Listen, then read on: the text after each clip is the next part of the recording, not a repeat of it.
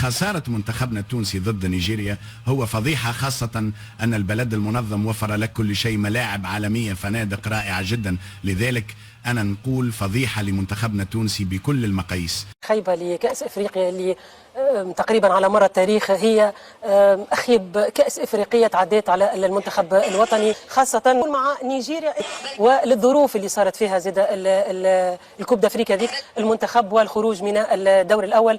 بالنسبة لي أنا البداية متاع المنتخب التونسي كان يجب على المنتخب أنه يبدأ بانطلاقة جيدة في الدورة هذه وفي البطولة هذه، وزاد بالنظر للمنافس اللي كان قدامنا، وكأنه كانت لنا فرصة أنه نبدأ البداية الجيدة هذه في المغرب اللي هي بحذانا. كل الظروف كانت متوفرة سواء من الجامعة التونسية لكرة القدم، سواء من البلد المنظم اللي هو وفر كل شيء واللي موجود فيه كل شيء. يعني ما فماش حتى عذر للمنتخب الوطني أنه ما يبداش البداية الجيدة والثلاث نقاط يكونوا مضمونين في المقابلة هذه، وكان ذلك يعني ضد المنتخب الأوغندي. خلينا نكونوا واقعيين وصراحة، يعني المنتخب الأوغندي تاريخيا يعني فزنا عليه في المقابلات الكل، بالنظر حتى للقيمة التسويقية متاع الفريق، القيمة التسويقية للفريق المنتخب التونسي بعيدة كل البعد على المنتخب الأوغندي. كان يجب على الأولاد والفريق ككل والإطار الفني أن المقابلة هذه تكون في صالحنا، وثلاث نقاط يخلونا نعملوا انطلاقة جيدة في الكوب دافريكا ذي، وكان ذلك.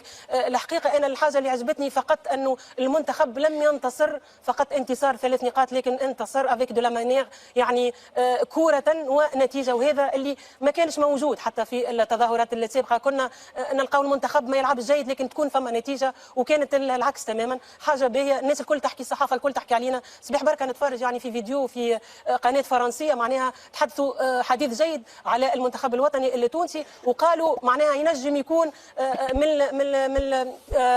يكون معناها في القادم الأصوات يتقدم كثيرا، يعني ينجم يكون في أدوار متقدمة، نصف نهائي لملاوي، ينجم يصنع المفاجأة. نحن ما نصنعوش المفاجأة لأنه بتاريخنا تواجدنا 17 مرة على التوالي في الكوب دافريكا هذه مش بالسهل، أنه بالهنات اللي عندنا، بكرة القدم اللي عندنا موجودة، بالخيبات اللي عندنا، بالمشاكل اللي عندنا بكرتنا، وأنه نكونوا موجودين 17 مرة في الكوب دافريكا على التوالي ما عملهاش حتى منتخب. كفانا من اللغة على الورق، لأنه المنتخبات تطورت في جميع المستويات. اليوم حكاية وقالوا على الورق، لكن المنتخب عنده تقريبا 6-7 ملاعبية محترفين. منتخبنا كان عنده الأفضلية نوعا ما ديما على مستوى التاريخ، على مستوى وغيره، لكن تو نحكيو المواجهات بين زوج منتخبات هي حقيقة هذه واقع بعد 4 سنوات ونهارين ننهزموا للمرة الثانية قدام. الهزيمة الأولى كانت 3 ديسمبر 2021، اليوم في 2 ديسمبر ننهزموا 1-0. 1 ديسمبر فوالا يعطيك الصحة نرجس، 1 ديسمبر 2025 ننهزموا أمام منتخب سوري، وهي في الجولة الأولى من كأس العرب 1-0. عمر الغريبين في دقيقة 48. من يتحمل مسؤولية هذه الهزيمة؟ شنو هي أسباب الهزيمة؟ علاش منتخبنا كان هكا بالمردود؟ استنينا ما خير، استنينا انه منتخبنا باش يكون اكثر معناها روح، اكثر موتيفاسيون، ولكن اليوم ننهزموا، هذا واقع.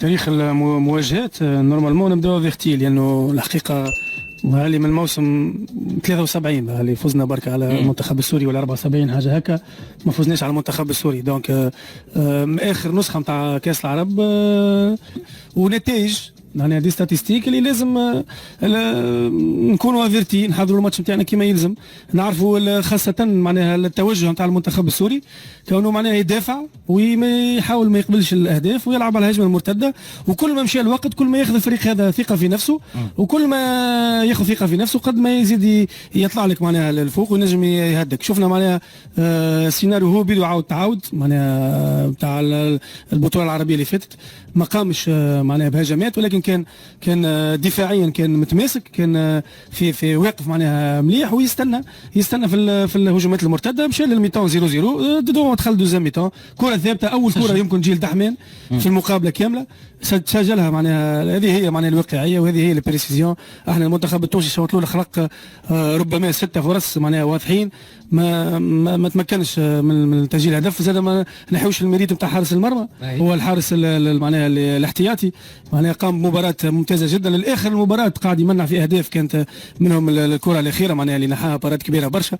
دونك العوامل هذه الكل معناها في كره القدم راهو مش معناها راك تعمل فوليوم دو جو وتحاول معناها تخلق الفرص، كان ما تحطش كره في الشبكه تقبل. وهكا اللي صار معناها، هكا اللي صار مع المنتخب التونسي، عمل خلق حجم لعب، خلق فرص، ما حطش الكره في الشبكه، غابت معناها اللمسه الفنيه، حط الكره في الشبكه وخذت 3 نقاط. خذت 3 نقاط. انه باش نحكيو بعد بعد الفلاش نيوز دكتور باش نرجع لك.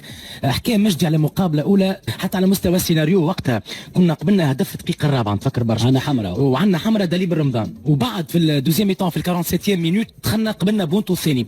على سيناريو زوز مقابلات ما بين الاولى وهذه فما حاجات برشا تبدلت، سواء في منتخب سوريا سواء في منتخب تونس. احنا بعد شويه عندنا الاستاتيستيك تاع ماتش الكل، باش نعطيكم الارقام الاحصائيات كيفاش لعبنا اليوم، باش نسمعوا التصريحات، وان شاء الله نعرف توا كريم انه في الزون ميكست فما صعوبه، ولكن ان شاء الله نحاولوا ناخذوا التصريحات اكثر عدد ما يمكن، وباش نرجعوا نحكيوا ونفرقوا الرمانه على الهزيمه.